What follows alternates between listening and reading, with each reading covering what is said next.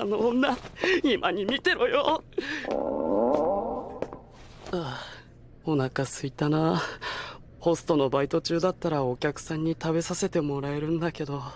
そうか、あの二人もついに付き合ったんですね。というか、お腹すいた。でもお金ない。なんか胃に入れたい。姫ちゃん、ありがたいけど育ち盛りの子供の食べ物を取ったりはできないよ。